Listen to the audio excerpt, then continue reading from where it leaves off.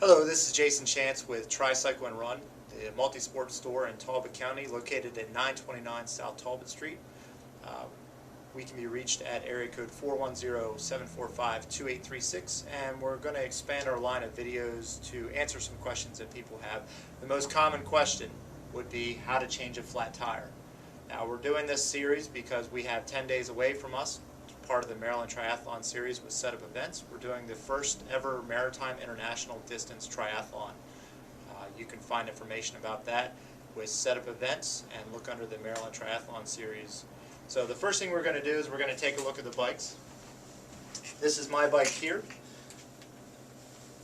9 times out of 10 it's always going to be that rear tire. And the rear tire is going to be the one that's going to give you the most issues because you have to deal with this, the gearing. The number one tip that we can give is no matter what happens to give you a flat tire is to actually push your shifters down and try to get into the small chain ring. A small chain ring in the back is going to be the most important part. So we're going to go ahead and do that now.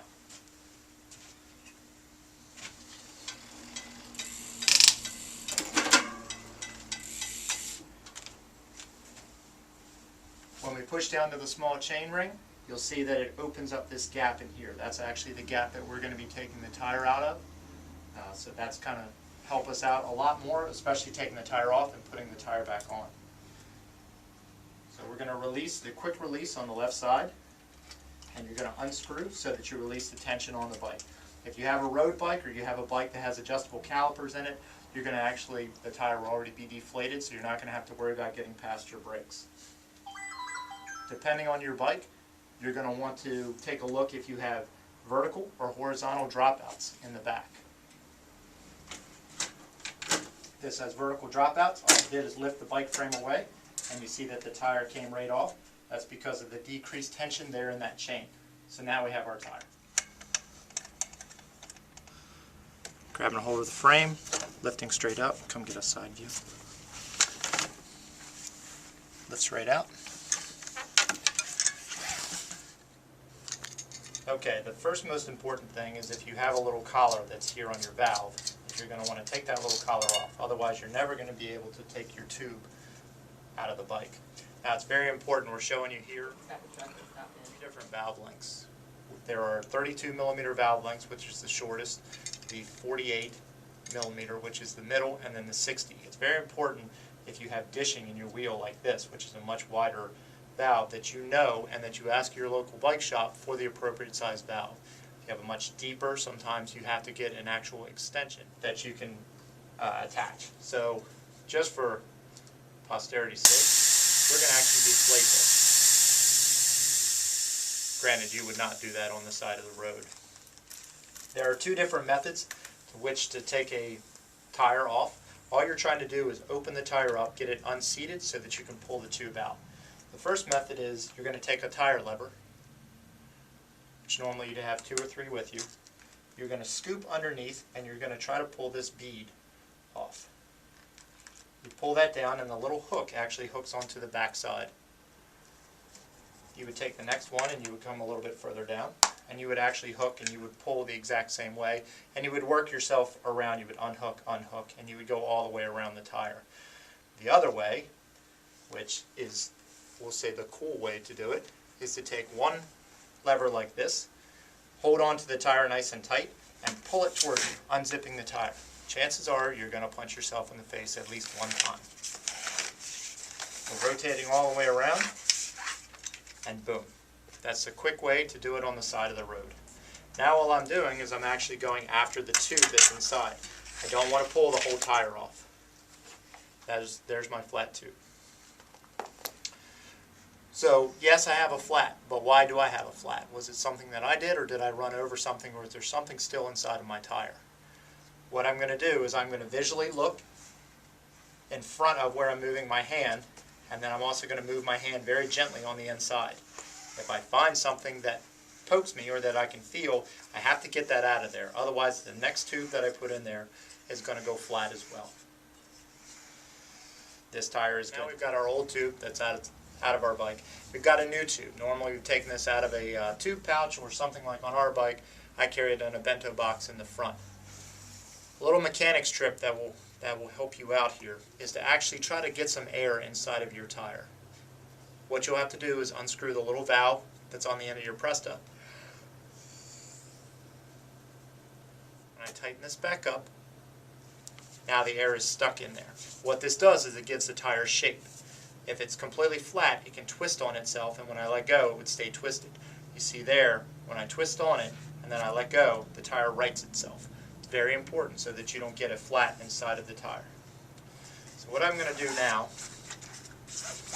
if you can, you want to try to, across from your valve hole, set your tire logo. What that'll do is it'll let you later on find your flat a little bit easier if you ever have another flat. I'm going to take that valve extension, pull my tire out of the way, and I'm going to set my valve extension in there. Once I've done that, all I'm doing is I'm pushing the tube up into the tire. I'm not worrying about getting it set inside the tire rim or anything to that effect. I'm just trying to get it inside of the tire. Okay, putting this thing back together, there are two ways. One of which is to take the spoon side of your tire lever, place it in, and actually start to work the tire all the way around. You'll have to hold on to the tire or you'll wind up chasing the rim or the bead all the way around. The other way is if you have the hand strength to do it, you want to set that bead as much as you can, pushing the tire up, pushing the tube up into the tire as much as you can and working in a circle. You really don't want that tube to get caught on that metal rim because that's how you will wind up getting another flat. So I'm pushing it in. You can actually do this also and then use the lever for the last little part. So you'll see right here I have about a 6-inch gap that I need to close off. One way to do it is take that spoon edge and I can actually wedge that back onto the lip. The other would be take my hand, set it about midway on the knuckles with the tire, right about there, on both sides, and I'm actually going to just take the tire and roll it over top of the rim. Very, very quick, very, very fast way to do it. No levers involved. Okay, so with our tire, remember that we've gone ahead and we've inflated a little bit in order to get the tube inside of the tire. So what we want to do is unscrew that little valve so that we can actually get some new air inside. Again, if we can match up the logo to the valve stem, then we're going to be able to find a flat easier later on if we need to. So this is a 16-gram CO2 cartridge. A 16-gram CO2 cartridge and a CO2 head. You should probably have, it's the quickest way to inflate your tire. If you're racing, you're definitely going to want this. If you're just recreational riding, this is also easier, but a lot of times, sometimes people will have hand pumps. You're going to be there for a while, but you will still be able to pump up your tire. With this particular one, this is a screw-on, and then I back off in order to get it to engage. There are also spring-loaded heads, and there are trigger cartridges that go on here. So I'm going to take this, and I'm going to screw it on really, really tight. I've taken my valve stem, and I've put it down at the very bottom. And what I'm going to do is I'm going to actually push this head on there, hold on to the tire, and I'm going to back off just a little bit my CO2 cartridge. Now, CO2 is extremely cold. So once I get it up to a good pressure, I'm going to actually take that off with my hand, and then I'm going to screw this valve back closed. What can sometimes happen if you see air coming out of the valve is you need to get that O-ring that's inside of your tube, you need to get it seated. Because of the CO2, you can see how cold that's got. Can actually freeze that O-ring open temporarily. You can actually see the cold that's here, all of the frost that's actually on the valve. So then from there, if you like, you can take that little collar nut that we had before, screw that back on there, and then we're going to get ready to go and ride. Okay, so now comes the quote-unquote tricky part. Now remember, when we took this wheel off, we set our chain all the way to that far outside to the small caulk. What that did is it created a bigger gap, but it also gave us a start point for when we put our tire back on. Now normally you won't be riding alone. You'll have a friend or someone with you who'll be able to hold your bike for you, but in this case, we're going to actually do it as if you were alone. This is the rear derailleur of your bike. What you want to do is you want to turn that with your hand. When you turn that, it opens up that gap a little bit more. So we've set our wheel inside of our brakes. we're going to actually push down on this little cage in the back, and when we do, we're going to try to set our chain right straight down on that last cog. The last cog in the cassette is where we're going for, what we're shooting for. And you can see we were able to get the chain right back on there. We're going to push the skewers out of the way, and we're going to set the wheel right into the bike. Okay, what we're doing is we're taking this little notch right here, we're pushing that down with our hand to open up our gap. We're setting our chain right on that last cog in the cassette right there. If we do that, the bike should fall right back down into the drops. We hold this piece back on, tighten down, and we're going to close that quick release skewer with our hand so that there's a little dimple left in our hand. That's all the pressure that we're looking for. You don't need to really lock that in. Last thing we're going to do, pick the bike up, spin, and make sure that it's good. That's how we're going to change the tire. The front tire is actually much easier because you don't have to deal with all the gears.